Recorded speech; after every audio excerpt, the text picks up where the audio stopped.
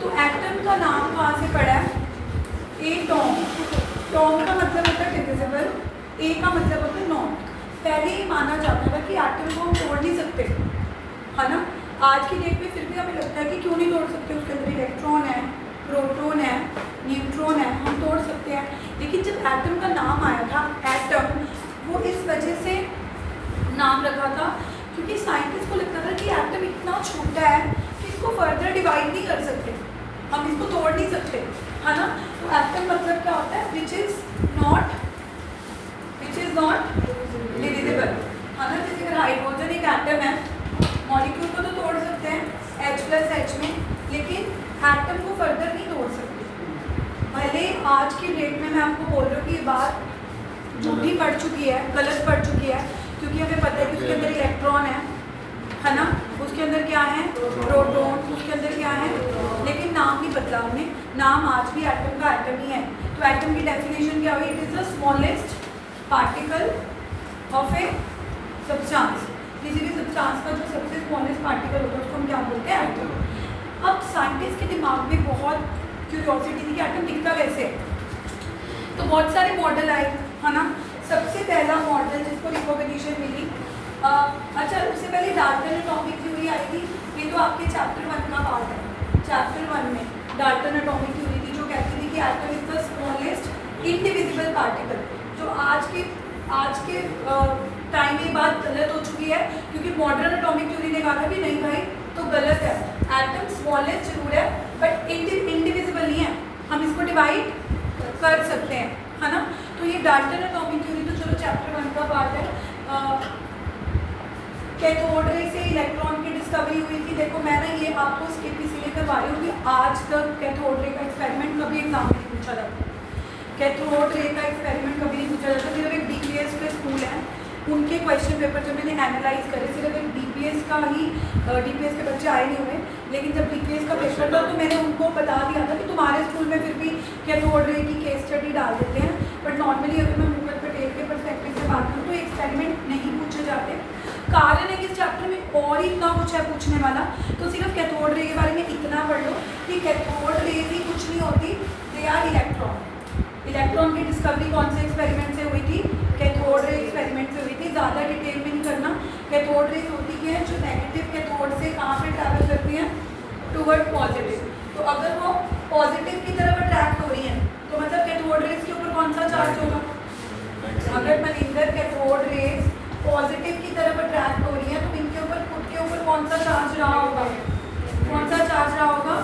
तो negative attract positive. इतना तो लॉजिकल है ना कि अगर कैथोड रेज नेगेटिव से शुरू हुई हैं पर जा किसकी तरफ रही हैं? नेगेटिव से शुरू हुई हैं, जा किसकी तरफ रही हैं?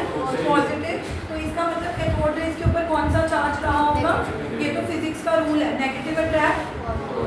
फिर बाद में पता लगा कि ये जो नेगेटिव पार्टिकल्स हैं इन्हीं को इलेक्ट्रॉन बोलते हैं। इन्हीं को क्या बोलते हैं?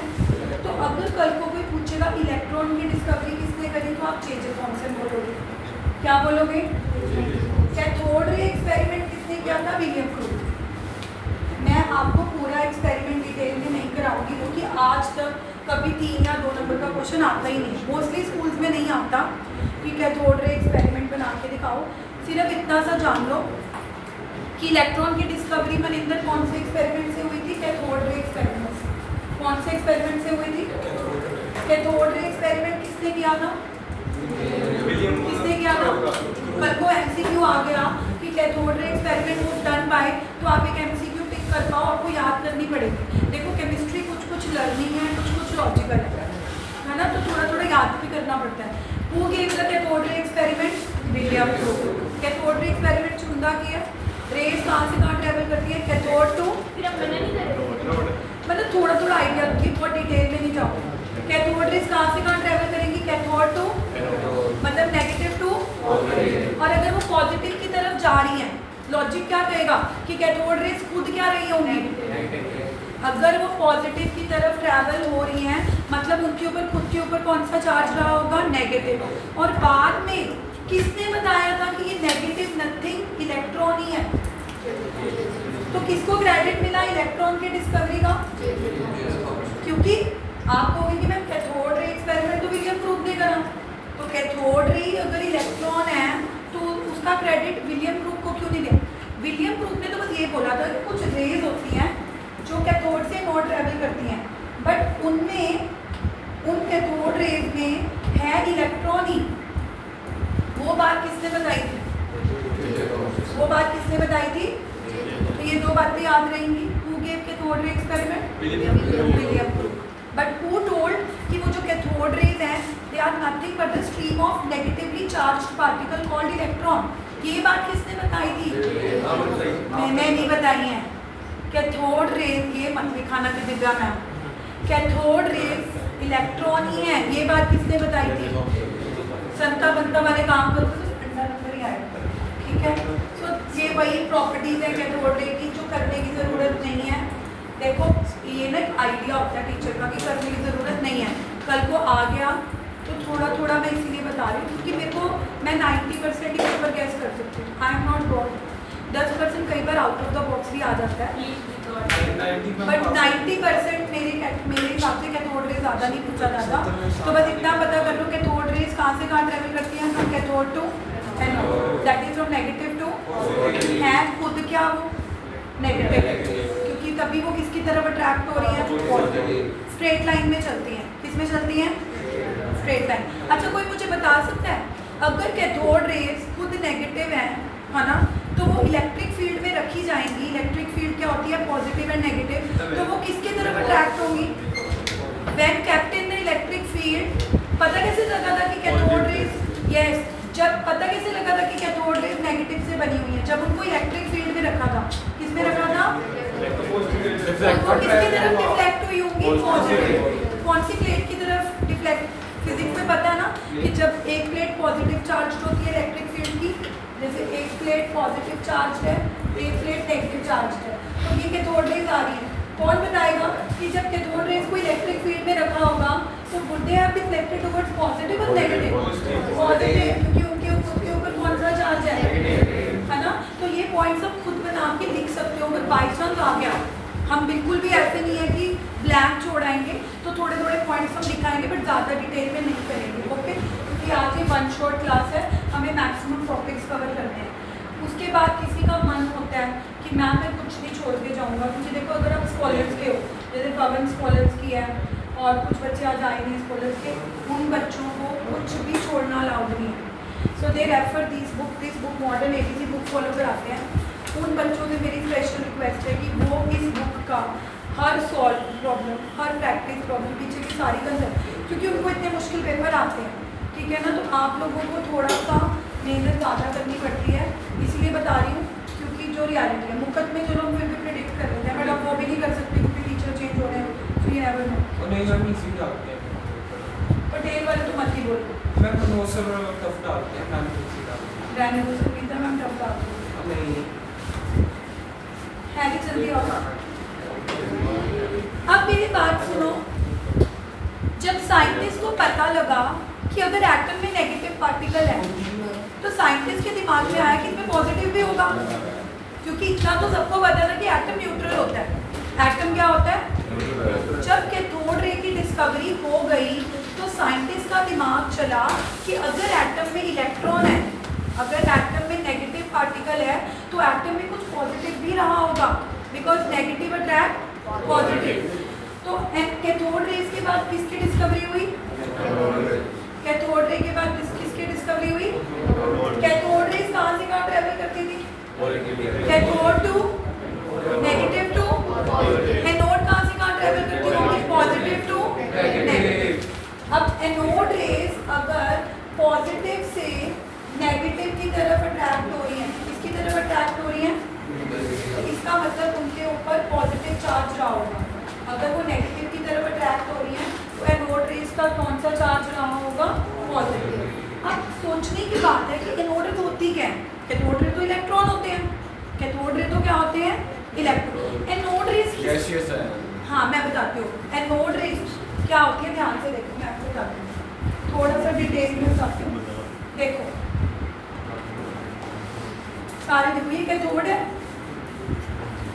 ठीक है, और यहाँ पे मान लो क्या लगा हुआ है? एनोड, ठीक है। अब कैथोड से कैथोड रेज निकली पहले, क्या निकली? कैथोड रेज क्या होती है? इलेक्ट्रॉन। बताया था ना, जो कैथोड का मटेरियल होगा, जिस भी मटेरियल का तुमने कैथोड बनाया होगा, कार्बन का, प्लेटिनम का, उसने अपने अंदर से इलेक्ट्रॉन निकाले। उसने अपने अंदर से क्या निकाले? इलेक्ट्रॉन। वही इलेक्ट्रॉन क्या है? Cathode rays. अब हुआ क्या, जब आप एनोड में एक्सपेरिमेंट करते हो तो आपने इस ग्लास के अंदर कोई गैस ले रखी होती है। क्या ले रखी होती है? गैस। मान लो आप सबसे छोटी से छोटी गैस हाइड्रोजन ले लो। क्या ले लो? Hydrogen, hydrogen, hydrogen. ठीक है, तो अब देखो एनोड रेज क्या है। एनोड रेज क्या है कि सबसे पहले जब तुमने हाई वोल्टेज दी होगी, जब तुमने सबसे पहले हाई वोल्टेज दी होगी तो कैथोड ने इलेक्ट्रॉन एमिट करना होगा। कैथोड से क्या निकले होंगे? इलेक्ट्रॉन। क्योंकि इलेक्ट्रॉन तो कोई भी मटेरियल एमिट कर सकता है, क्योंकि इलेक्ट्रॉन का यूनिवर्सल पार्टिकल तुम्हारे अंदर भी है, मेरे अंदर भी है, कार्बन के अंदर भी है, प्लैटिनम के अंदर भी है, दुनिया की हर चीज़ के अंदर क्या है? इलेक्ट्रॉन। अब ये तो समझ आता है कि ठीक है ना, कैथोड रेज इलेक्ट्रॉन है और वो इलेक्ट्रॉन ट्यूब में अपने आप कहाँ से आगे कैथोड ने एमिट करे होंगे। किसने एमिट करे होंगे? अब ध्यान से देखो, एनोड रेज क्या है? जो एनोड की ट्यूब में, इस ग्लास की ट्यूब में तुमने गैस ली होगी, ये इलेक्ट्रॉन गैस से टकराएंगे।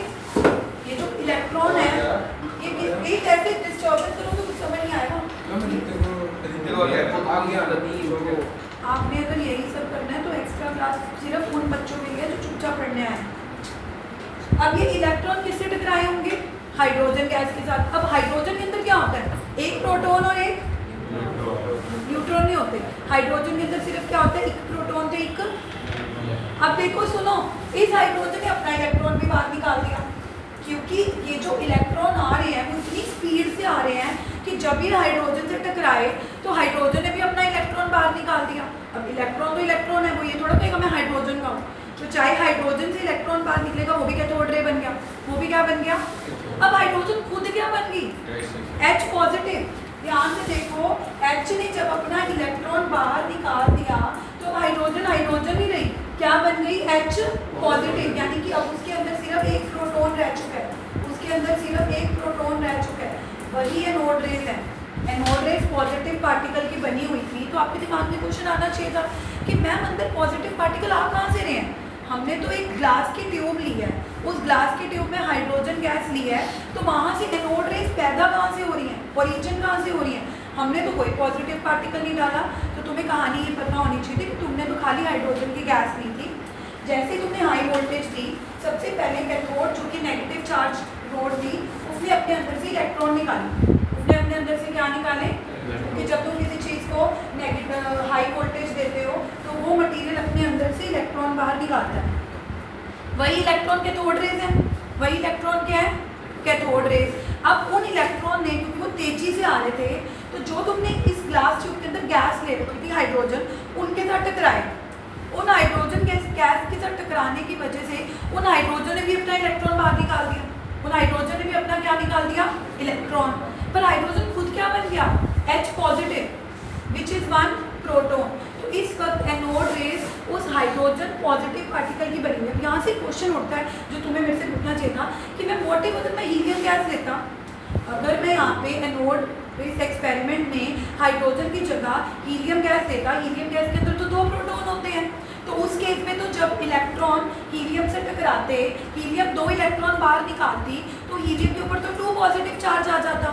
यानी कि एनोड रेज का चार्ज बदल सकता है।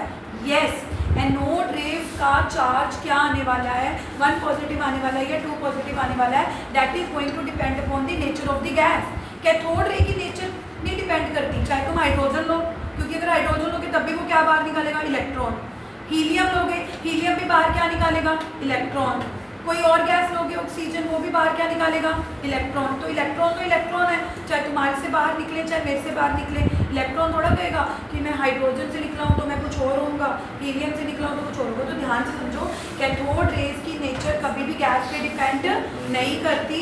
चाहे तुम कैथोड रे एक्सपेरिमेंट या एनोड रे एक्सपेरिमेंट करने के लिए अंदर हाइड्रोजन ले लो तब भी इलेक्ट्रॉन ही बाहर निकलेंगे, हीलियम ले लो तब भी इलेक्ट्रॉन बाहर निकलेंगे। लेकिन पॉजिटिव चार्ज बदल जाएगा। अगर तुम हाइड्रोजन ले रहे होगे तो एक इलेक्ट्रॉन के बाहर निकलने पर हाइड्रोजन के ऊपर कितना चार्ज आ रहा है? 1 पॉजिटिव। कितना चार्ज आ रहा है? लेकिन अगर तुमने हाइड्रोजन की जगह सोच के देखो, हीलियम ले रखी होती, कौन सी गैस ले रखी होती? हीलियम कितने बाहर इलेक्ट्रॉन निकालता? 2। तो उसके ऊपर चार्ज भी कितना आता, 2 पॉजिटिव। तो बच्चे कहते हैं मैम एनोड रेज बदल गई, हाँ बदल गई, because anode rays depend upon the nature of the gas. तो अब आप कहोगे कि मैम करना क्या है, we will stick to hydrogen.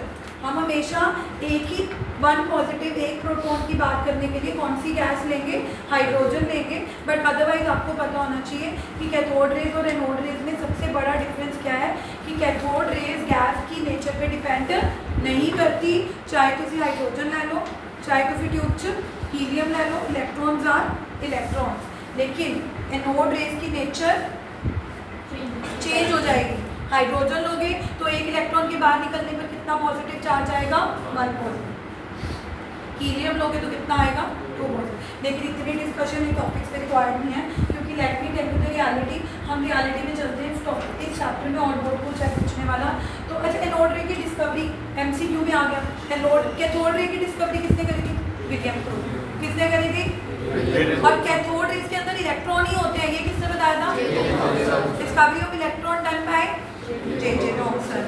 वो cathode ray experiment was done by William Crookes, याद हो रहा है। एनोड रे का एक्सपेरिमेंट किसने किया था, very good, it was done bye Goldstein. ये 1 मार्क के क्वेश्चन आपको MCQ कि आपको तुक्का ना मारना पड़े और इधर उधर झांकना ना पड़े, तो याद कर लो कि एनोड रे experiment was done bye Goldstein. अब आगे चलते हैं, ज़्यादा हमारे पास टाइम नहीं है, तो we will not be gold on this. Okay, अब है ना थोड़ा सा स्लाइड्स को स्किप करके मेन पार्ट पे आते हैं। अब देखो कैथोड रे की डिस्कवरी हो चुकी है, क्योंकि यह पता लग चुका है कि cathode ray negative particle electron होते हैं। This is done by J.J. Thomson. Okay, and cathode ray का experiment was given by William Crookes. Cathode ray के बाद किसकी डिस्कवरी हुई, एनोड रेज। एनोड रेज की डिस्कवरी का क्रेडिट किसको मिला, गोल्डस्टीन को। और एनोड रेज 1 पॉजिटिव पार्टिकल भी हो सकती है, 2 पॉजिटिव पार्टिकल भी हो सकती है, that will depend upon the nature of gas. और लास्ट न्यूट्रॉन। न्यूट्रॉन, अब ये तो पता लग जाता साइंटिस्ट को कि इलेक्ट्रॉन भी होते हैं, प्रोटॉन भी होते हैं, है ना। अब जब साइंटिस्ट ने देखा कि अगर कोई एटम है हीलियम, उसके अंदर 2 इलेक्ट्रॉन होते हैं, 2 प्रोटॉन होते हैं, 2 electron is equal to 2 proton. Electron का मास तो होता नहीं है, क्योंकि इलेक्ट्रॉन बहुत लाइट होते हैं, तो इसका मास 2 होना चाहिए था 2 प्रोटॉन्स की वजह से। लेकिन जब हीलियम का मास 4 निकला, जब हीलियम का क्या निकला, मास, तो साइंटिस्ट को लगा कि 2 प्रोटॉन का मास 2 होना चाहिए था, इलेक्ट्रॉन का तो मास होता नहीं। फिर ये जो 2 मास एक्स्ट्रा आ रहा है, 4 आ रहा है, तो इसका मतलब है कि एटम के अंदर कोई और पार्टिकल भी होते हैं जिनका मास होता है, चार्ज नहीं होता। देखो न्यूट्रॉन अभी तक साइंटिस्ट को नहीं पता था, साइंटिस्ट को लग रहा था कि एटम के अंदर या तो इलेक्ट्रॉन होते हैं या तो क्या होते हैं, प्रोटॉन। 2 इलेक्ट्रॉन होते हैं, 2 प्रोटॉन होते हैं। इलेक्ट्रॉन का तो मास होता नहीं, क्योंकि इलेक्ट्रॉन तो बहुत लाइट होते हैं, तो प्रोटॉन 2 है, तो मास कितना होना चाहिए एटम का, 2।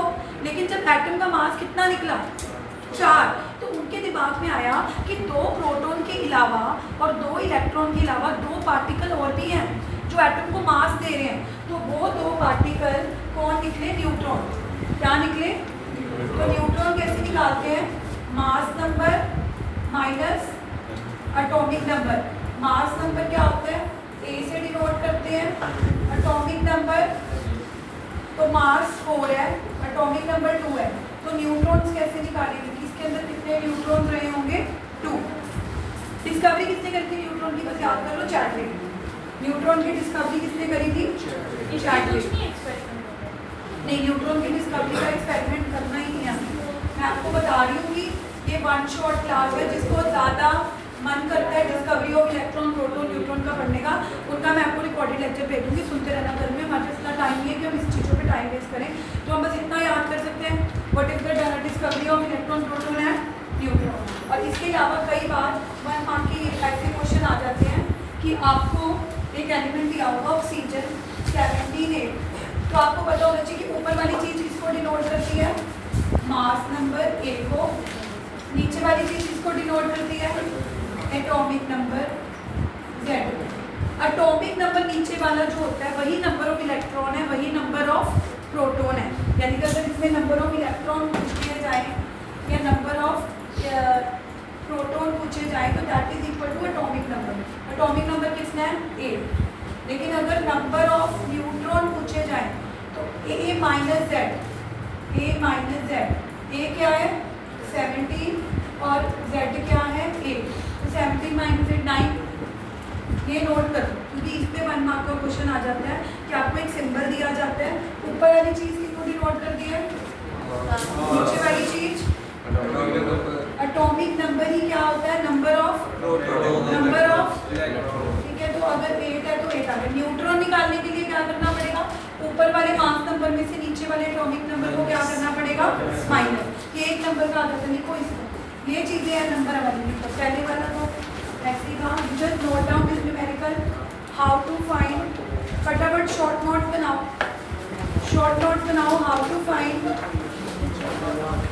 Find electron, proton and neutron given the symbol X।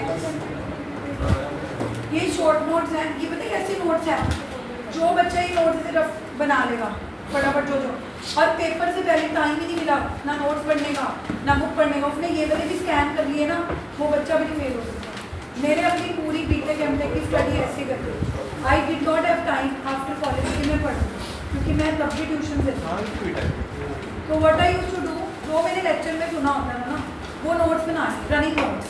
तब ऐसे डिक्टेट नहीं करे जाते नोट्स बड़ी क्लास में, वो रनिंग नोट्स से भी मेरे हाईएस्ट मार्क्स आ जाते हैं, बिकॉज जो क्लास में पढ़ाई जाती है ना चीज़ें वो इतनी इंपॉर्टेंट होती है कि मैक्सिमम पेपर उसी में से आता है।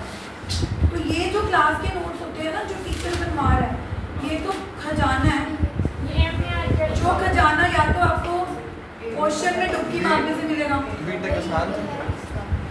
डिपेंड करता है इंटरेस्ट, कोडिंग में इंटरेस्ट है मेरे को पूछा। हाँ जी, आप समझ लो मेरी बात, आपको अगर कोई खजाना चाहिए या तो आपको क्वेश्चन में डीप डाइव करना पड़ेगा, तो कितना मुश्किल है, स्विमिंग भी सीखनी पड़ेगी, डीप डाइव बच्चे भी जो स्विमिंग ही करते हैं, स्विमिंग कोच बन जाओ, ठीक है, वहीं से पैसे कमा लो। या आपको वो खजाना किसी ने आके ऊपर ऊपर रख दिया है, तो जिस बंदे को फ्लोटिंग भी करनी आती होगी वो भी चलो खजाना उतार ही ले। तो अगर सौखा काम चाहिए तो always stick to the teacher. नहीं आइसोटोप्स होते हैं ना, तो इन्होंने 17 दिया, अगर उन्होंने 17 क्वेश्चन में दिया हुआ सिंबल गिवन है, ये गिवन है, एक आधा करके दिखाओ। अगर Mg दे रखा हो, Mg 25 12 निकालना है इसके इलेक्ट्रॉन, प्रोटॉन और न्यूट्रॉन दे रहा है, बाकी 12।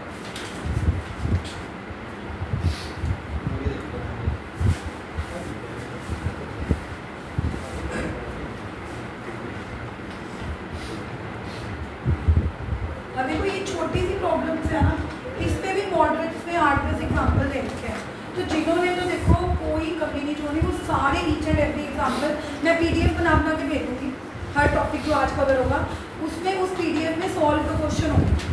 जो बच्चे ने घर जाके वो सारे सॉल्व क्वेश्चन करने हैं, वो आपको अलग स्टैंड आउट करवाएंगे, ठीक है, क्योंकि एज अ टीचर मेरे लिए पॉसिबल ये ना सारे एग्जाम्पल ले। कितने आए, इलेक्ट्रॉन और प्रोटॉन तो एटॉमिक नंबर के बराबर होते हैं 12, लेकिन न्यूट्रॉन निकालने के लिए A minus Z, A is 25, Z is 12। समझ आ रहा है? अगर किसी को समझ नहीं आ रहा तो घर जाके दोबारा देखना, ठीक है, समझ आया है नहीं कि जो नीचे वाली होती है वही इलेक्ट्रॉन है, वही because number of electron is equal to number of proton. लेकिन अगर मैं ये क्वेश्चन चेंज कर दूं या 2 पॉजिटिव लगा दूं तो 2 माइनस कर देंगे, हाँ, अब ये एटम नहीं रहा, अब ये आयन बन गया है। जब भी आपको आयन दिया होगा तो प्रोटॉन तो उतने ही होंगे जितना एटॉमिक नंबर है, इलेक्ट्रॉन बदल जाएंगे क्योंकि इलेक्ट्रॉन लूज भी हो जाते हैं, और 2 पॉजिटिव का मतलब क्या है कि Mg 2 पॉजिटिव का मतलब है कि Mg के 2 इलेक्ट्रॉन लूज कितने हैं, try to understand whenever that is a positive ion, तो उसने इलेक्ट्रॉन क्या करे हैं, लूज। तो प्रोटॉन जितने हैं 12, इसमें से 2 माइनस करने पड़ेंगे, न्यूट्रॉन तो वैसे निकालने हैं A माइनस Z। दोबारा देखो मैंने थोड़ा सा क्वेश्चन मॉडिफाई कर दिया, ऊपर मैंने Mg दिया था, ऊपर मैंने क्या दिया था, that was neutral atom. Neutral में तो इलेक्ट्रॉन और प्रोटॉन ऑलवेज क्या होंगे, इक्वल, जितने प्रोटॉन उतने इलेक्ट्रॉन। लेकिन नेक्स्ट पार्ट में मैंने आपको एक आयन दिया, क्या दिया है, so whenever it is an ion या तो उसने लूज करे होंगे इलेक्ट्रॉन या क्या करे होंगे गेन। जब केटायन है, केटायन मतलब टू पॉजिटिव है, वैसे भी पॉजिटिव का क्या मतलब होता है कमी, इलेक्ट्रॉन की कमी, किसी नेगेटिव चार्ज की कमी होगी तभी उसके ऊपर कौन सा चार्ज आएगा, पॉजिटिव। तो इस केस में आपने क्या करना है, आयन के केस में जो नीचे वाला Z है वो प्रोटॉन के इक्वल होगा, A माइनस Z न्यूट्रॉन के इक्वल होगा। इलेक्ट्रॉन फाइंड आउट करने के लिए आपने एटॉमिक नंबर में से उतना ही माइनस कर देना है जितना पॉजिटिव चार्ज है। तो इसके ऊपर इक्वल तब होते हैं अगर एटम न्यूट्रल हो, इलेक्ट्रॉन और प्रोटॉन इक्वल तब होते हैं अगर एटम क्या हो। अब ये न्यूट्रल ही है ना, क्योंकि इसके ऊपर कितना चार्ज है, मनिंदर समझ आ रही है कि Mg नीचे वाले Mg में कितना चार्ज है, टू पॉजिटिव। मतलब अब इलेक्ट्रॉन और प्रोटॉन इक्वल नहीं हो सकते, वो खुद ही कह रहा है भाई कि मैंने टू पॉजिटिव चार्ज मतलब मैंने दो इलेक्ट्रॉन लूज कर दी हैं। फिर इस केस में भी तुम बोलो कि नहीं प्रोटॉन और इलेक्ट्रॉन तो इक्वल होते हैं। हाँ भाई इक्वल होते हैं, तो वो एटम हो। अब तो वो खुद ही Mg चीख के कह रहा है मैं टू पॉजिटिव हूँ, मैंने दो इलेक्ट्रॉन लूज कर दी है, तो जितने प्रोटॉन है 12 कुछ अपन ने दो की करना है माइनस। लेकिन अगर नेगेटिव आयन होता, ऑक्सीजन टू नेगेटिव, यस। अब फिर से ये आयन है, एटम नहीं है।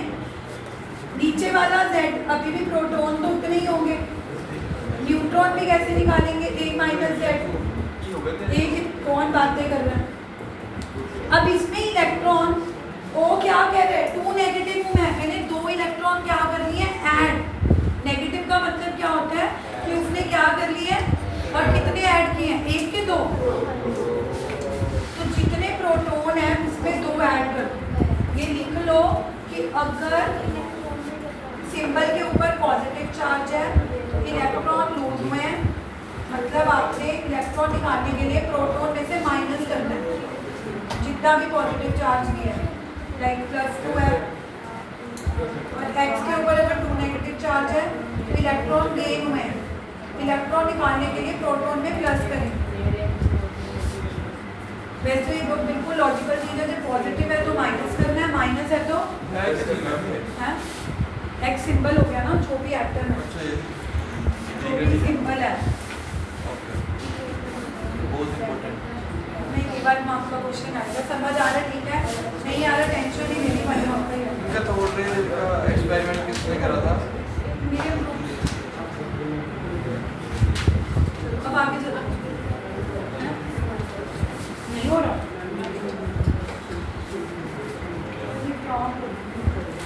चार्ज भी कर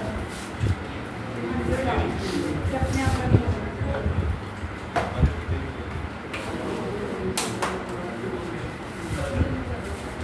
हाँ जी चले आगे, अब आगे चलते हैं। ये क्वेश्चन 1 मार्क के हैं, ये समझ आ गई, ठीक है।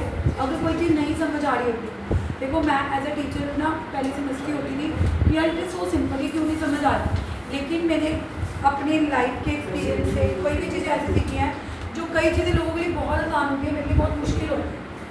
तो कई बार मेरे को वैसे बिलीव होता है कि may be simple for me, for her may not be easy for her. तो अगर कभी कभी एज एन इंडिविजुअल तुम्हें लगता है कि यार ये इतना आसान है फिर भी मुझे समझ नहीं आ रहा, तो पैनिक मत करो, छोड़ दो, अगला टॉपिक करो।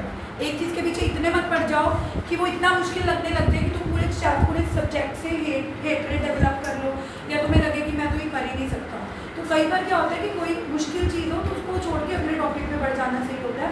तो इज इट ईजी, बट नहीं समझ आएगा तो आगे बढ़ते हैं। अब आया थॉमसन मॉडल। अब मॉडल्स आ रहे हैं। सबसे पहले कौन से साइंटिस्ट को रिकॉग्निशन मिली एटम का मॉडल देने के लिए, वो था थॉमसन।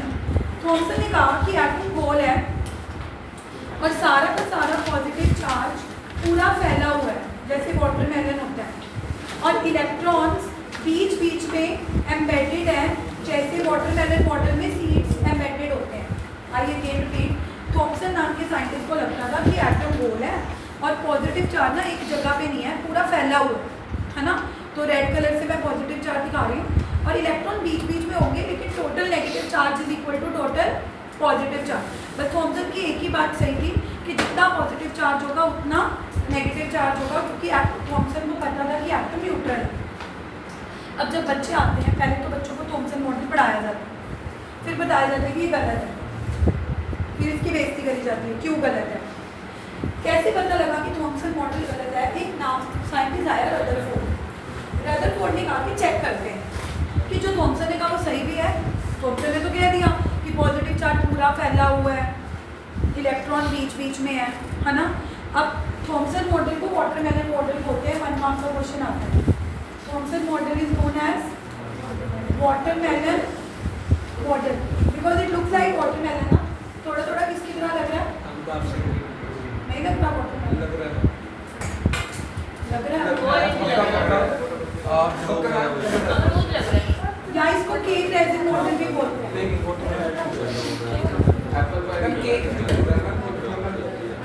मतलब कि केक में भी बीच बीच में आप रेजिन डालते हैं। चलो एनीवे, अब पता कैसे लगा कि थॉमसन जो किसी के दादाजी रहे होंगे, क्योंकि अब देखो उसकी बेइज्जती होगी तो जो उसके आगे बच्चे उनको बुरा तो लगेगा कि पहले तो बच्चों को थॉमसन मॉडल पढ़ाया जाता है, फिर हमारे दादाजी की बेइज्जती करी जाती है कि जो तुम्हारे दादाजी ने कहा वो बिल्कुल गलत था, लेकिन फिर भी ट्रिब्यूट देते हैं हम कि उसने कुछ तो कहा था। अब देखो रदरफोर्ड ने कहा कि चेक करते हैं कि सच में एटम ऐसा होता भी है।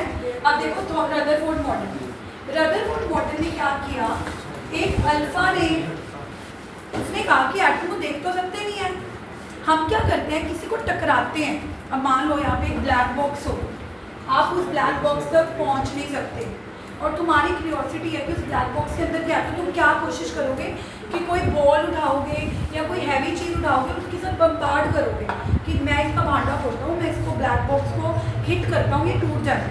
ऐसे ही होता है ना नॉर्मली भी, अगर हम किसी चीज़ तक ना पहुँच सकें तो आकाश हम क्या करते हैं, हम उसको तोड़ने की कोशिश करते हैं। ऐसे ही रदरफोर्ड ने कहा कि ये देखने के लिए कि जो यार ये बंद क्यों हो रहा है, तो ये बॉडी भी होगी। अब देखना ग्रीन लाइट नहीं तो बताना।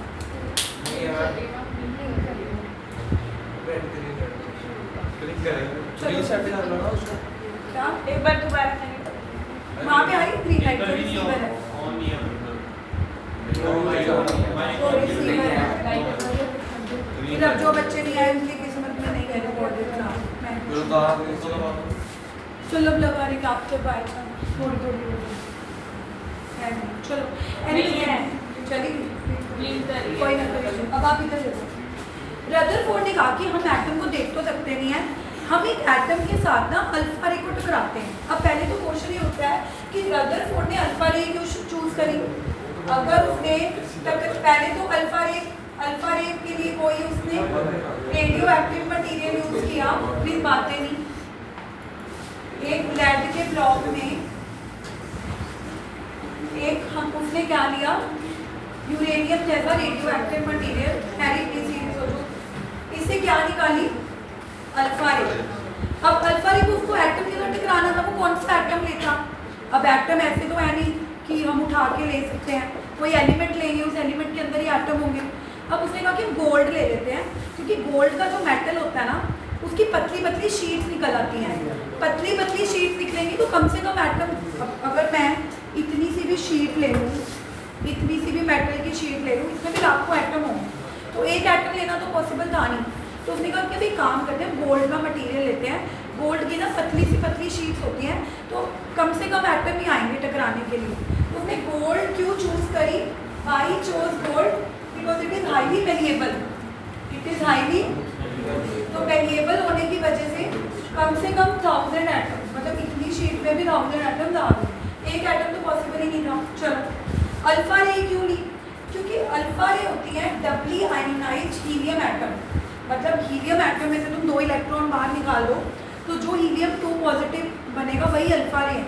तो किसी ने पूछा कि तूने अल्फा रे क्यों ली, क्योंकि कहीं ना रदरफोर्ड को ये आइडिया था कि एटम के अंदर ना पॉजिटिव चार्ज एक ही जगह पर है, तो अगर मैं टकराऊँ तो वो चीज़ भी पॉजिटिव होनी चाहिए ताकि पॉजिटिव रिपेल करेगी।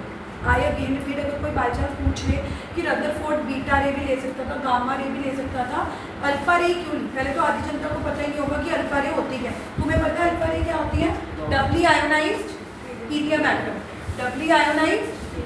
और उसने डबली आयोनाइज्ड हीलियम एटम ही क्यों चूज करी, क्योंकि कहीं ना कहीं रदरफोर्ड को ये आइडिया था कि जो एटम होते हैं ना उनमें पॉजिटिव चार्ज कहीं एक जगह पर होता है। ध्यान से देखो हुआ क्या, जैसे अल्फा रे टकराई और टकराने के बाद अपने यहाँ पे एक फ्लोरोसेंट मटेरियल लिया हुआ था।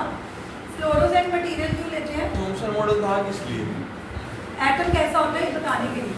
उसको लग रहा था कि एटम ऐसा दिखे, लेकिन देखो everybody 99% of alpha rays went as it is.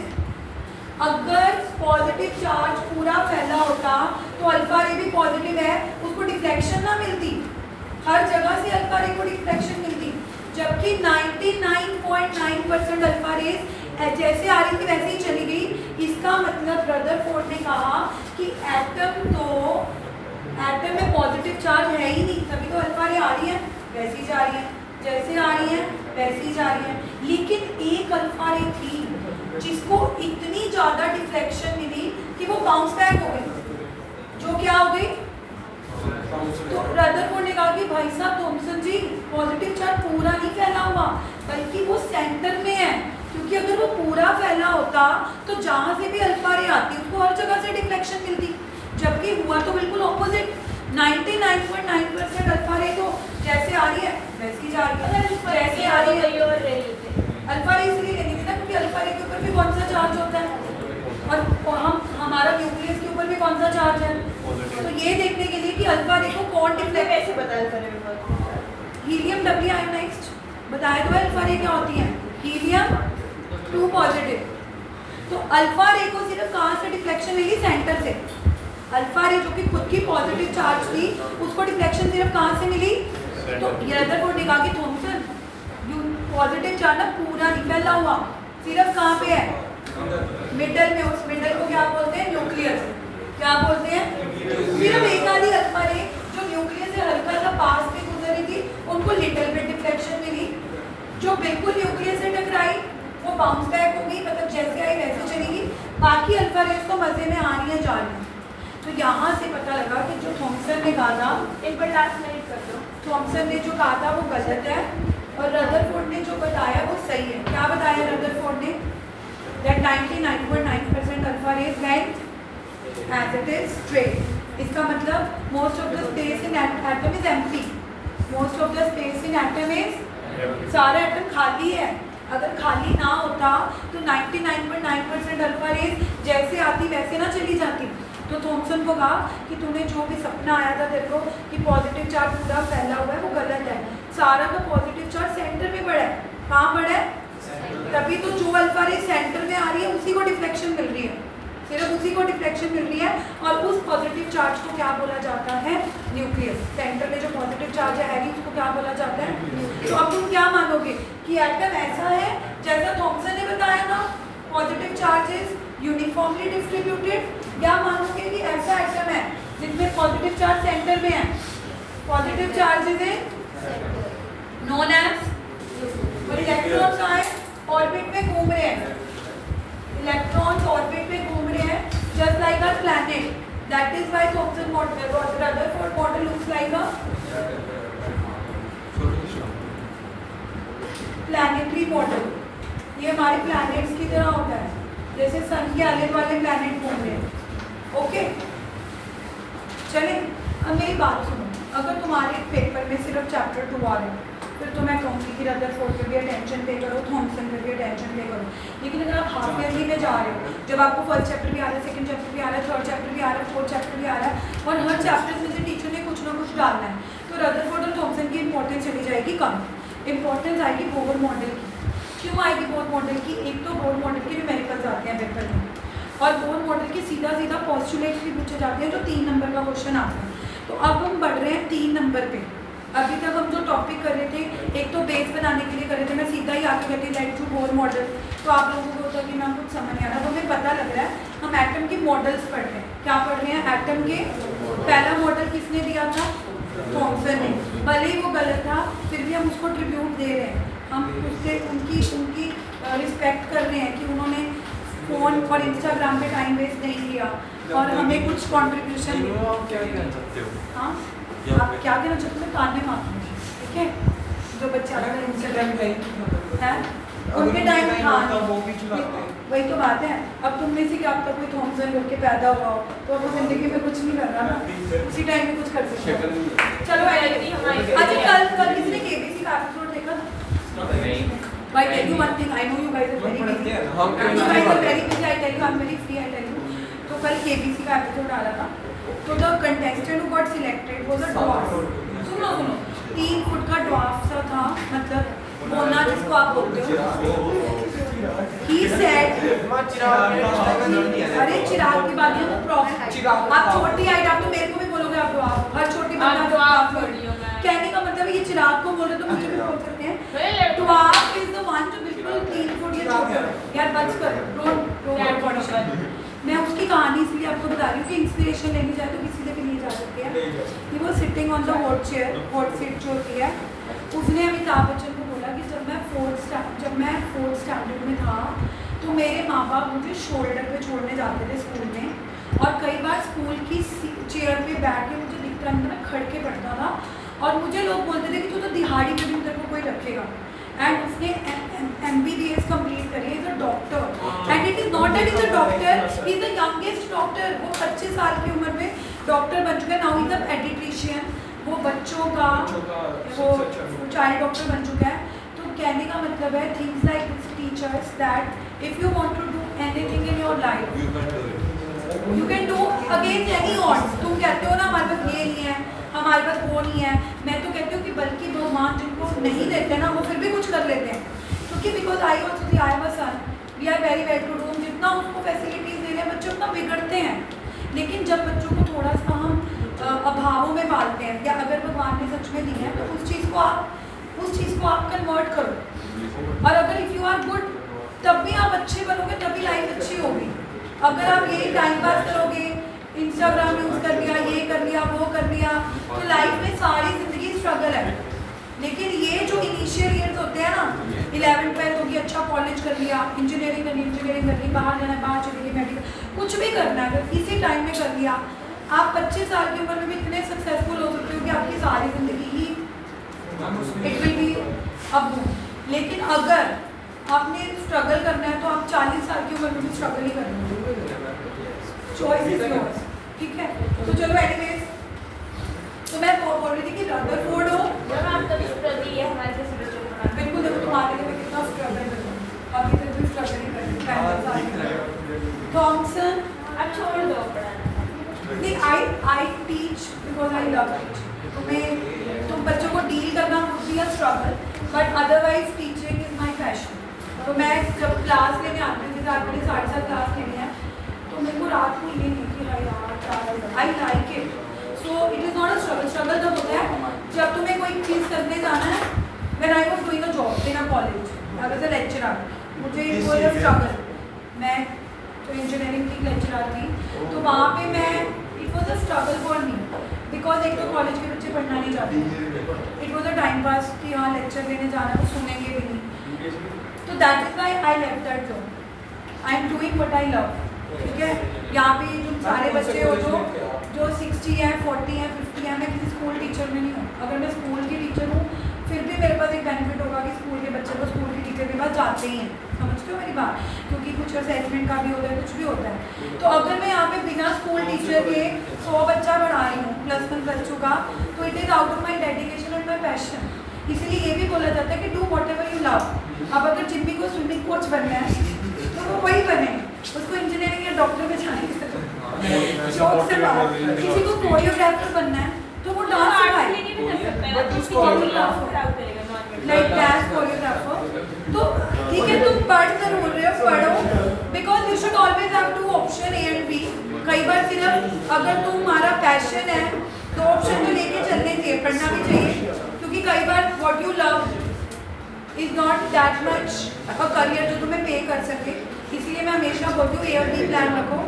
कई बच्चों को अपने पैशन से पैसा नहीं कमाने को मिलता, तो एक पैसे कमाने वाला भी होना चाहिए, और उसके बाद डू व्हाट यू लव, वो ज़रूर करो ज़िंदगी में। क्योंकि अगर कहते हैं ना कि जो काम तुम खुश होके करोगे वो लॉन्ग टर्म तक करोगे। अगर तुम किसी भी बैंक की जॉब कर रहे हो, अब कई लोगों की बैंक में सिलेक्शन हो जाती है, अब मेरा वाला of the cousin got selected as a PO, तो वी वर वेरी हैप्पी यार, तेरी तो लाइफ सेट होगी, तो PO बन गया है। But I met him, he so pissed off, वो संडे भी उसको बुला लेते हैं बैंक वाले, ठीक है, तुम्हें महीने की 80, यार इंडिया में ऐसी होता है 80-90 हज़ार सैलरी मिलती है, रात के 8-8 बजे तक कंप्यूटर में बिठा, क्योंकि मे बी उसकी जो ब्रांच है वो बहुत क्लाइंट ओरिएंटेड है, तो very pissed off. But it doesn't have any other option. तो इसीलिए लाइफ में ऑप्शन भी ABC रखने पड़ेंगे, क्योंकि तुम्हें पता नहीं कि लाइफ कितनी हार्ड है। तुम्हें लगेगा गवर्नमेंट जॉब लग गई, तुम PO सिलेक्ट हो गई, life is set and life will show you another thing. अब मेरी बात करो, मुझे अपनी कॉलेज की जॉब नहीं अच्छी लगी, I could come to this because I have something ना। अगर मेरे पास वो टैलेंट ही नहीं होगा, अगर मेरे पास वो पोटेंशियल ही नहीं होगा, तो मेरे पास कभी B ऑप्शन ही नहीं होगा। समझ लो मेरी बात। लेकिन let me tell you, when I was your age, आजकल तो बहुत समझाने वाले हैं। मेरे पास +2 की एक लड़कियां आती हैं, वो मुझे बोल रही है कि मैम हमने करनी BSc केमिस्ट्री है, लेकिन हम UPSC भी करना चाहते हैं, हम IAS की तैयारी भी करना चाहते हैं, ये भी करना चाहते हैं। मैंने उनको बोला कि भाई तो मुझे ना लगने मिला, मैं तुम्हें गाइड करूँगी, ऐसे डिस्ट्रैक्ट मत हो। हमारे टाइम कोई गाइड करने वाला नहीं आता था, फिर भी अगर हम आज कुछ भी सक्सेसफुल हैं तो it's all because of hard work. हमें बस इतना पता था कि बस पढ़ना है और कुछ नहीं करना, और उसी वजह से हम यहाँ पर हैं। बस सच में कह रही हूँ, I never ever attended any family function. 11th-12th में कुछ नहीं करा, क्यों? बस पढ़ना था। इतना क्या BSc पढ़ने में तो नहीं भी पढ़ लेते हैं, बाहर पढ़े कभी बिना लाइट के। अरे अर्थक्वेक आ रहा था एक बार, लोग 3-4 बजे उठ के घर से बाहर निकले, मैं तब भी पढ़ रही थी, मुझे पता था आना तो है, टाइम पास करने लोग बाहर चले। अब सारे उठ के बाहर निकल के 3-4 बजे घर आते हैं। मैंने कहा यार आधा घंटा देखा कुछ हो तो रात लग गई। तो it all depends upon you. चलो anyway let's not waste time. सारी बातें छोड़ो मैम। हाँ क्या यार, अब तो बहुत आगे आगे डिजास्टर्स होंगे, because we are living in an era जहाँ पे कलयुग चलता है। लेकिन पढ़ने का फायदा तो है कि दुनिया तो खत्म हो जाएगी। श्योरिटी नहीं है, पूरी खत्म होगी, कौन जाएगा कौन नहीं जाएगा।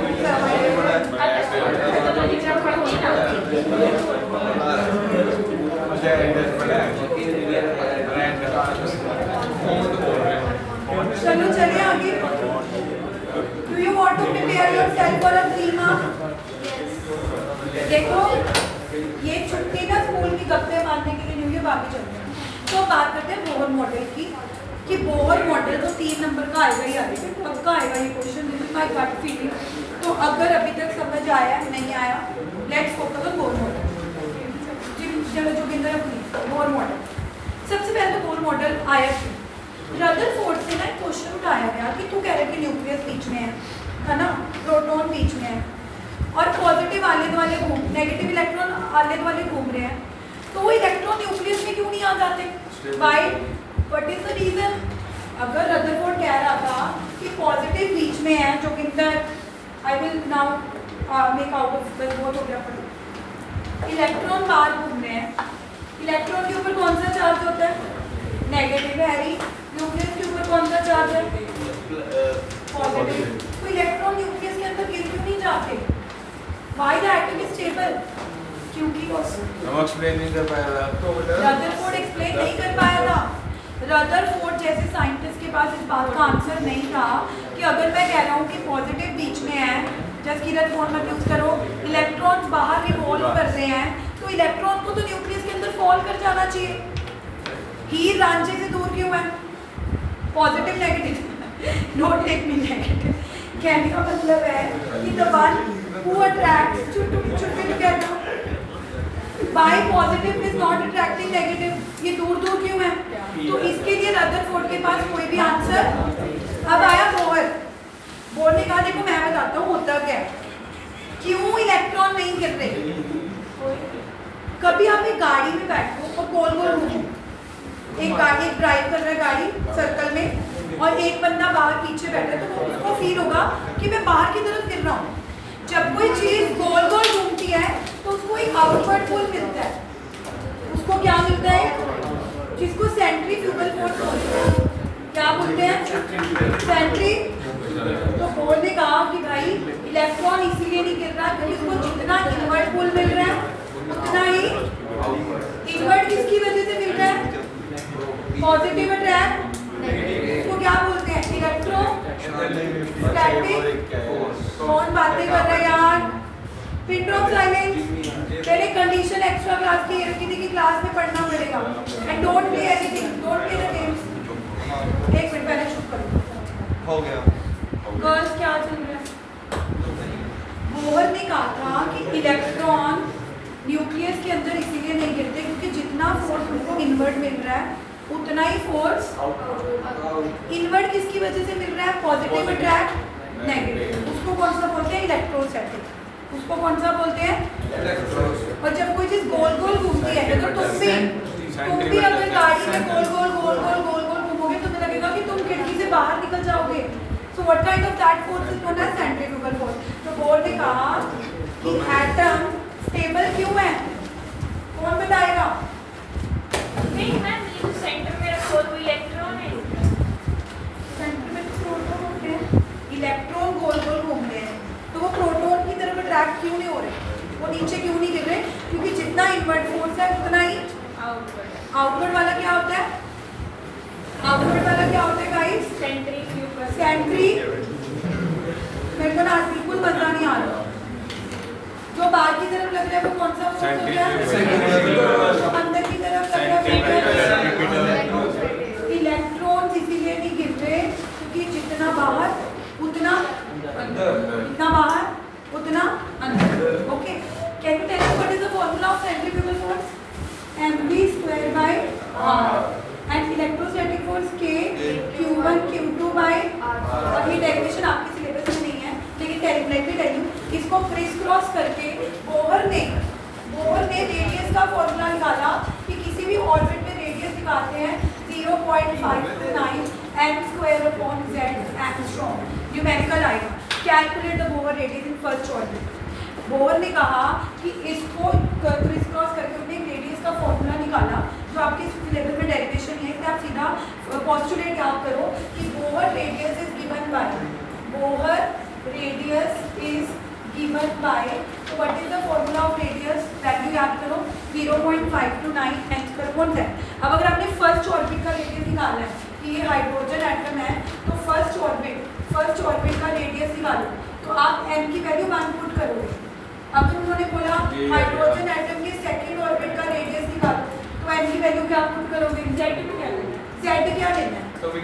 Atomic number. अब बताओ, बोहर मॉडल हाइड्रोजन के लिए तो एप्लीकेबल है, हीलियम और लिथियम के लिए भी एप्लीकेबल है। तो आप क्वेश्चन न्यूमेरिकल में देखना, अगर तो हाइड्रोजन के लिए पूछा तो z की वैल्यू 1। बातें मत करो गर्ल्स। ये फॉर्मूला याद रखना आएगा। ना भी आया न्यूमेरिकल तब भी क्यों लर्न करना है? क्योंकि सीधा आएगा कि give the postulates of Bohr model. तो पोस्टुलेट तो याद करना पड़ेगा ना कि Bohr radius is given bye. Postulate ये है। मैं लाइन वाइज नहीं करा रही, अब थ्योरी नहीं वैसे ये भी पोस्टुलेट है। हाँ, बोहर ने कहा था कि centrifugal force is equal to electrostatic force और उसकी मदद से बोहर रेडियस। अब ये मत बोलो कि मैम न्यूमेरिकल आएगा, आए ना आए इसको लर्न करना है क्योंकि अगर न्यूमेरिकल ना भी आया तो अगर 3 नंबर के क्वेश्चन में पॉइंट्स आगे कि give the point for Bohr model तो बोहर ने ये पॉइंट दिया है ना कि Bohr radius is given by what? 5 point है ये वाला, ये भी करना है। सारे करेंगे 6 के 6 पॉइंट लिखने हैं। हर पॉइंट आधे नंबर का होगा 3 मार्क्स में। सिर्फ 3 नंबर में 3 पॉइंट लिख के आओगे कोई नंबर नहीं मिलेंगे। ये सीबीएसई बोर्ड्स के लिए प्रिपेयर करना है तो 3 नंबर में आपको मिनिमम कितने पॉइंट्स लिखने पड़ेंगे? 6। Are you guys getting? अच्छा, मैं बोल रही थी कि बोहर मॉडल हाइड्रोजन के लिए तो एप्लीकेबल है, हाइड्रोजन लाइक एटम्स के लिए भी एप्लीकेबल है। Hydrogen like atom like helium. तो अगर हीलियम का क्वेश्चन आएगा तो z की वैल्यू क्या लोगे? लिथियम का आएगा। समझ आया? What is an orbit? First orbit का रेडियस निकालना है इंद्रजीत, तो n की वैल्यू क्या लेनी है? 1।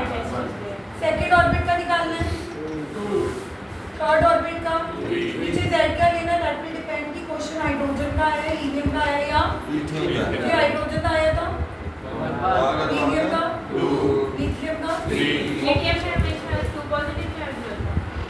हाँ, क्योंकि हाइड्रोजन लाइक कब बनेगा? टोटल 3 इलेक्ट्रॉन है तो जब 2 लूज करेगा तभी उसके पास 1 इलेक्ट्रॉन बचेगी। हाइड्रोजन लाइक बनने का मतलब है कि हाइड्रोजन के अंदर 1 इलेक्ट्रॉन है तो लिथियम में भी 1 ही रहता है, तो 3 होंगे तो 2 लूज करेगा ना। चलो anyway, one of the postulate of Bohr model was he also gave the formula to calculate velocity. The Bohr velocity of electron in an अभी orbit. 3 की आप कुछ नहीं आता हाइड्रोजन के लिए। याद करें। जितना पढ़ा रही हूँ ना सुन लो, क्योंकि पता है कि अगर बहुत क्रॉस क्वेश्चन करोगे मैं पूरा मत मानो, आपका कम होगा तो डाउट होंगे लेट होंगे। ए का क्या मतलब? ये आंसर यूनिट है ये। हाँ यूनिट करें आगे। वेलोसिटी का फॉर्मूला दिया 2.18 into 10⁻⁸ z/n। ये आंसर। उधर क्या था, n ऊपर था, z ये ऊपर, n ऊपर था, z वेलोसिटी वाले फॉर्मूले में z ऊपर, और ये यूनिट है सेंटीमीटर में। अगर मीटर में निकालनी है तो 6 लेंगे।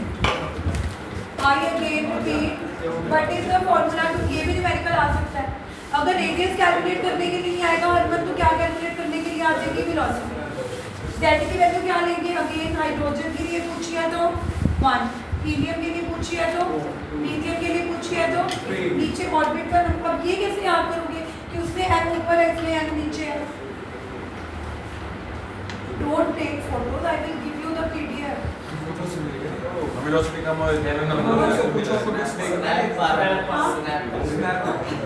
और अगर गलती से मैं आ गई ना बीच में, सुंदर लग रहा है। सुंदर की बात नहीं है, बस मेरे को नहीं चाहिए। पहले भी बच्चों ने इतनी बेढंगी फोटोज डाली हुई है, इतने बदतमीज बच्चे बर्थडे पे इतनी गंदी गंदी फोटोज डाल देंगे, जो अच्छी बात है उनकी वो नहीं डालेंगे। आपका बर्थडे हमने तो लगाया हुआ है आपका बर्थडे का ये आज। बहुत देर मैं पिज्जा पार्टी करना क्या है तुम्हें। अगर कोई यहाँ पे फालतू कोई स्प्रे थ्रू मत ले आना। अब तो लेके आए। मैं छुट्टी करती हूँ बर्थडे में, इधर दे। नहीं मैम तो पार्टी नहीं करेंगे। चलो कर लिए, पहले पढ़ लें। वेलोसिटी का फॉर्मूला बोलो। 2 पॉइंट, मैं ये पूछ रही थी कि ये कैसे याद करोगे कि उसमें तो n ऊपर था, इसमें n नीचे है। यूनिवर्सली होते हैं दोनों वेलोसिटी और क्योंकि देखो रेडियस तो n के साथ बढ़ेगा ना, जैसे जैसे ऑर्बिट बढ़ेगा वैसे वैसे रेडियस भी, रेडियस में n ऊपर होता है, लेकिन वेलोसिटी जैसे जैसे ऑर्बिट बढ़ेगा कम होती जाएगी। तो नंबर ऑफ ऑर्बिट बढ़ेगा, वेलोसिटी कम होती जाएगी। और अगर लॉजिक नहीं समझ आता तो रट्टा मारना पड़ेगा। थर्ड बताओ, अगला पोस्टुलेट बताओ। ठीक है, ये वो टॉपिक है तो तुम्हें पेपर के लिए प्रिपेयर करना है। तो जिनको अभी तक चैप्टर 2 से डर लगता था उसको ये होना चाहिए कि आज मेरे को बोर मॉडल आता है, क्योंकि कई चीज़ें हैं जैसे बोर मॉडल है, क्वांटम नंबर है, इलेक्ट्रॉनिक कन्फिग्रेशन है, ये चीज़ें आनी है चैप्टर 2। ये ऐसा हो नहीं सकता कि टीचर पेपर में ना डर। अगला फॉर्मूला बोर ने दिया, तो लास्ट वाला लिख देते थोड़े। यार मतलब बहुत स्लो हो रहा है बच्चे का PDF part. Bore energy formula मत करो बात। बोर ने कहा कि जब इलेक्ट्रॉन एक ऑर्बिट में होता है तो उसकी एनर्जी का फॉर्मूला क्या होता है, -2.18 into 10⁻⁻18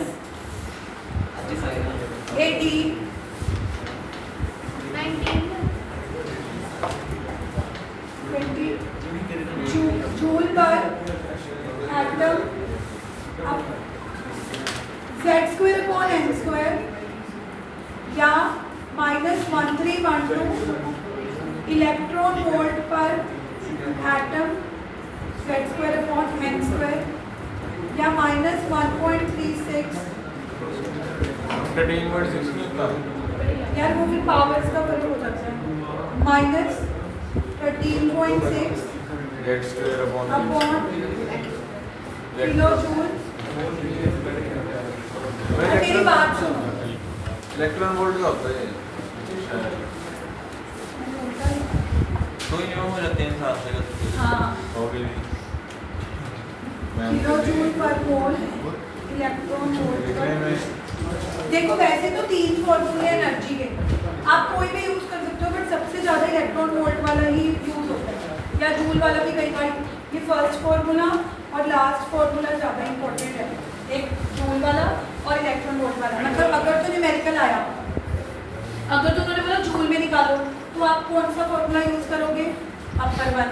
अगर वो बोलेंगे इलेक्ट्रॉन वोल्ट में निकालो तो नीचे वाला। ठीक है, एन की वैल्यू क्या लेनी है वही कि फर्स्ट ऑर्बिट का निकालना है तो n1, सेकेंड ऑर्बिट का निकालना है तो n2, थर्ड ऑर्बिट का निकालना है तो n, z वही हाइड्रोजन के लिए निकालनी है तो z की वैल्यू क्या ले लोगे 1, 2 फिर 3। समझ आ गई। है ब्रेक दे दो बस। हम 4 क्वार्टर के बाद ब्रेक मिलेंगे 5 मिनट्स की। तो ना बाकी में पूरी छोले खाने के लिए 15 मिनट। अच्छा आइडिया है। 15 मिनट रह गए। खाने किसी ने कुछ तो मैं बता दूँ सारे खाते हैं सारे खाते हैं। पर पढ़ तो रही नहीं तुम। इतना चल लिया बाहर पता लगे दिव्या मैम ने 2 घंटे की क्लास होगी थी उस से पूरे छोले खा के आओ यही पता लगे। दो टाइम मैं बात है तो आपको आनी है। चलो अच्छा वो दिव्या मैम 2 घंटे की जब लाते पूरी छोले खिलाने के वही क्वेश्चन लगते हैं। फिर दोबारा आपकी बात भी बैठने कर रहा है आज करते हैं अगर मैंने भी बात नहीं करती साथ में वाले बच्चे को फोन कर दिया मैं उनको बताएगा नहीं बनाएगा क्यों बाहर लोग खबर पहले पहुंचे। अच्छा एनीवे खिलाफ है खिलाफ मैं आज पार्टी करती का 3:30 वाले बैच इकट्ठे करें वो बच्चों ने गुनाह किया इकट्ठे नहीं वो भी रह ही जाता है वो रह ही जाता है मैं कुछ नहीं करता प्लेट खाली पिज्जा खिला। हम आएंगे हम छुट्टी वाले चलो मैं 5 मिनट की ब्रेक दे रही हूँ that is equal to pizza सुनो खत्म करके 1 मिनट अब मेरी बात सुनो प्लीज एक बात सुनो 1 मिनट पीछे जसकीरत तब जो मैं पॉइंट बता रही था बोर मॉडल का उसमें न्यूमेरिकल आएंगे देखो ध्यान से सुनो ये हाइड्रोजन है ये उसका फर्स्ट ऑर्बिट है। अब हुआ क्या यहाँ इलेक्ट्रॉन बैठा था वो जंप करके 3rd ऑर्बिट में चला गया। मान लो इलेक्ट्रॉन फर्स्ट में था और वो फर्स्ट ऑर्बिट से कहाँ पे चला गया क्योंकि जब आप एटम को एनर्जी देते हो तो इलेक्ट्रॉन फर्स्ट में नहीं रहता। आप क्योंकि मैं हाइड्रोजन तो फर्स्ट इलेक्ट्रॉन फर्स्ट ऑर्बिट में होता है वो उसकी ग्राउंड स्टेट होती है। कौन सी स्टेट होती है जब किसी एटम को एनर्जी दी जाती है तो electron they jump to second they jump to third they jump to fourth depending upon आपने उसको कितनी एनर्जी दी है। अब मान लो आपको क्वेश्चन में गिवन है कि तुमने इलेक्ट्रॉन को एनर्जी दी और वो फर्स्ट से कहाँ चला गया ये तुम्हें क्वेश्चन में गिवन होगा। अब पूछा जाएगा व्हाट इज एनर्जी कितनी एनर्जी दी होगी उसको फर्स्ट से थर्ड में जाने के लिए। तो आपने क्या करना है इसी फॉर्मूले को देखो इसी फॉर्मूले को मॉडिफाई करूंगी ध्यान से देखना डेल्टा ई एनर्जी गैप क्या रहा होगा थर्ड से फर्स्ट में। थर्ड की एनर्जी निकालने के लिए भी फॉर्मूला यही है -13.6 z² इसको n2 ले लो क्योंकि 2 n है प्लीज बातें नहीं -13.6 z² आई अगेन रिपीट एनर्जी का फॉर्मूला क्या था -13.6 z²/n²। बट यहाँ पे दो n है अपर और लोअर। अपर वाले को क्या ले लो n2 लोअर वाले को क्या ले लो या फिर अगर ये समझ नहीं आता तो सीधा एक फॉर्मूला याद कर लो कि जब भी आपको एनर्जी गैप निकालना है तो -13.6 z² कॉमन ले लो 1/n2² -1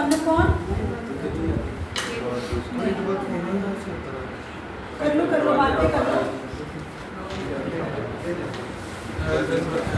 1/n2²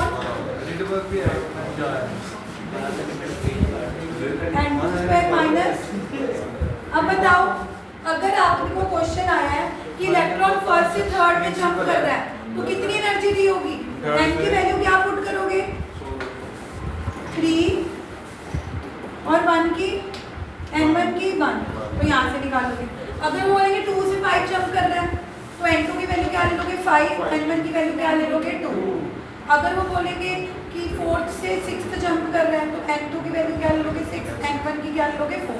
एक न्यूमेरिकल इसका करते हैं और फिर तुम जा सकते हो। एक न्यूमेरिकल 5 मिनट की ब्रेक एक न्यूमेरिकल करके जाना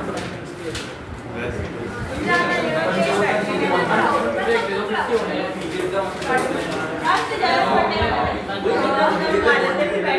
हाँ खिला दे तो पहले पढ़ हमारे देखो रजिस्टर भी नहीं करा हमने आपको रजिस्टर नहीं करा हमारे मेरा ना अभी 1:30 बजे बैच है 3:30 बैच है 6:30 बैच है। 2:30 से 3:30 के अगर मेरी एनर्जी अभी लेन आउट होगी मैं सारा दिन कैसे पढ़ाऊंगी। ऐसे सुबह की स्टार्ट अच्छी होएगी ना फिर अच्छी होगी तो अगली एक्स्ट्रा क्लास लगेगी अच्छी नहीं होगी तो कोई एक्स्ट्रा क्लास गली लगा लो गली ये लगा लो बस मैं छुट्टी वाले दिन ना लिया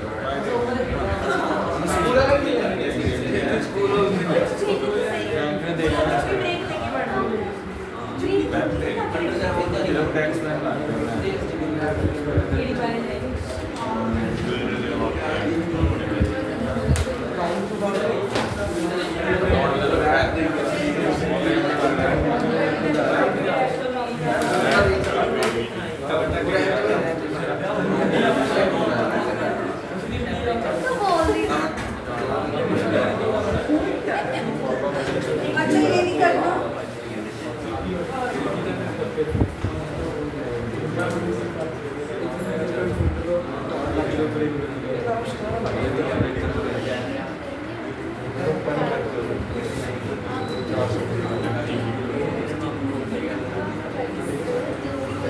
ये कह रहे हैं एक न्यूमेरिकल करो तो चैलेंज एनर्जी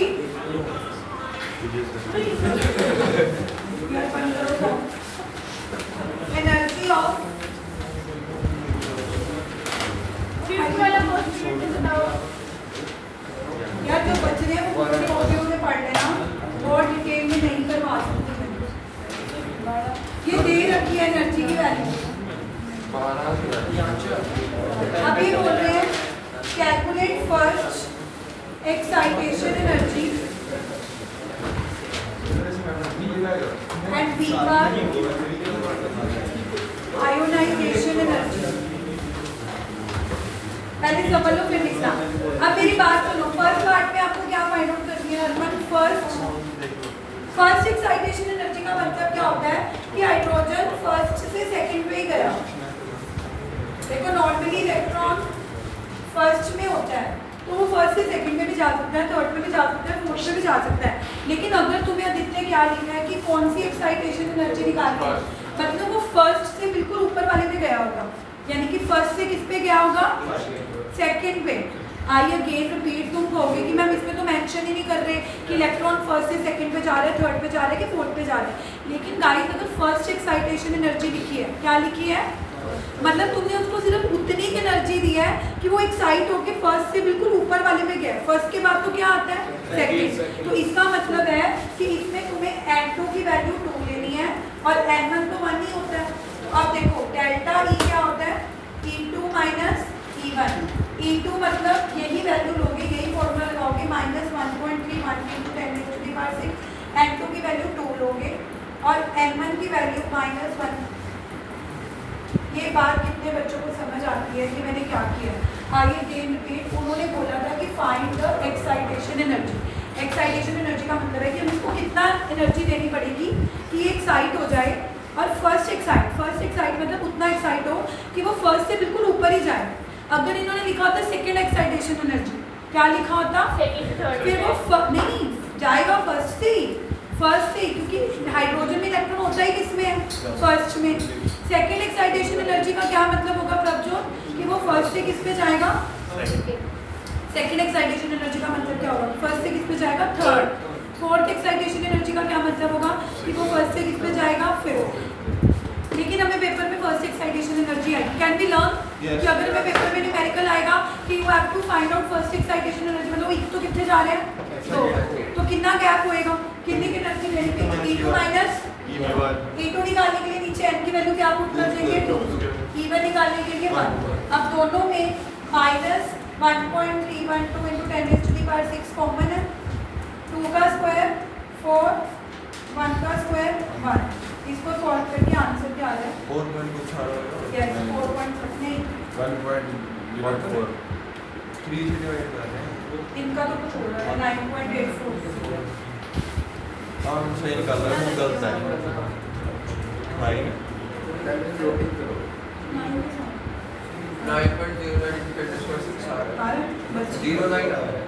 चलो कोई ना, थोड़ा सा तो ये ठीक है, याद रहेगा सबको। ऐसे न्यूमेरिकल आएंगे, मेरी गट फीलिंग कहती है। फर्स्ट एक्साइटेशन एनर्जी निकालनी याद रहेगी। फर्स्ट एक्साइटेशन का मतलब इलेक्ट्रॉन 1 से कहाँ जा रहा है? 9.84 कैसे आ रहा है? 0.98 हो रहा है 0.98 5 लगा दो। 5 वाली होगी।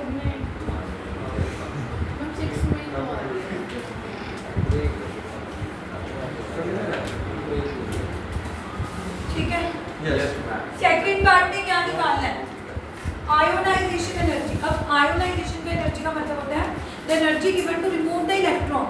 रिमूव का मतलब है वो 1 से इंफिनिटी में चला गया। आयोनाइजेशन का मतलब है कि वो 1 पे तो था लेकिन वो बाहर चला गया। बाहर मतलब N2 क्या हो चुकी है।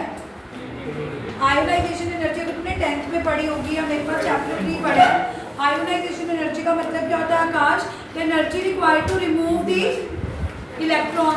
ये तुमने रिमूव ही कर दिया तो वो फर्स्ट से सेकंड में थोड़ा गया होगा, थर्ड में थोड़ा कहाँ गया होगा, कहाँ गया होगा बाहर। बाहर का मतलब क्या है, can we take N2 as, can we take N2 as, याद रहेगा कि आयोनाइजेशन एनर्जी में N2 क्या लेनी है। अब देखो क्या आएगा answer, delta E T infinity minus T1 minus 1 point क्या था 12 इंटू 10⁻⁶ N2 इंफिनिटी ले लोगे। कौन बातें कर रहा है, ये ऐसी चीजें हैं जो पेपर में आएगी, बिलीव मी और नॉट। ये कॉमन इंफिनिटी का स्क्वायर इंफिनिटी होगा, 1/इंफिनिटी 0, 1/इंफिनिटी क्या होता है 0, -1 minus minus plus. Ma'am and A infinity बाद में नहीं आए और नहीं अपर माइनस लोअर होता है ना, कभी भी गैप निकालना हो, फाइनल माइनस इनिशियल। पहला एक है, बाद कितना हो गया इंफिनिटी, तो बाद वाला बाद में आएगा। तो आज मैंने आपको कितने मॉडल करा दिए, थॉमसन करा दिया, रदरफोर्ड करा दिया, बोर भी करा दिया। बट देखो मैं एक एक न्यूमेरिकल करा पाऊंगी क्योंकि अगर मेरे पास इतना टाइम नहीं, आप मेरे पास अप्रैल में नहीं आए कि आज मैं बोर मॉडल शुरू करूँ, कल इसके नोट बनवाऊँ, परसों 3 न्यूमेरिकल कराऊँ, फिर चौथे दिन डाउट लूँ। We have to do it in 1 show. थोड़ा छेती करना है, लेकिन अगर कोई डीप डाइव करना चाहते हैं तो मैं इनके सारे सॉल्व एग्जाम्पल PDF भेज दूँगी ग्रुप में। वो आपकी ड्यूटी है कि आप सारे वो सॉल्व एग्जाम्पल करके देखो। जो जितनी मेहनत करेगा, जितना गुड़ उतना मीठा, है ना।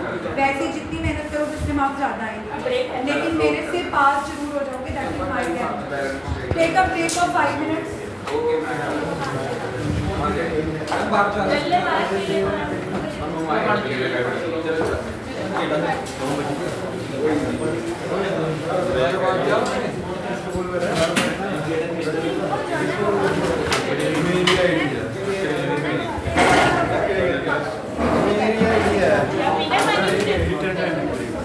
चाहिए पानी तो बाहर यार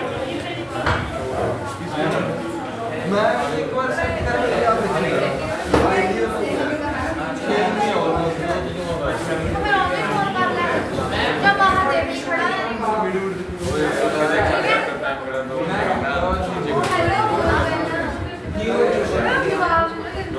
क्या हो गया है, क्या हो गया है, हाँ मेरे को नहीं पता।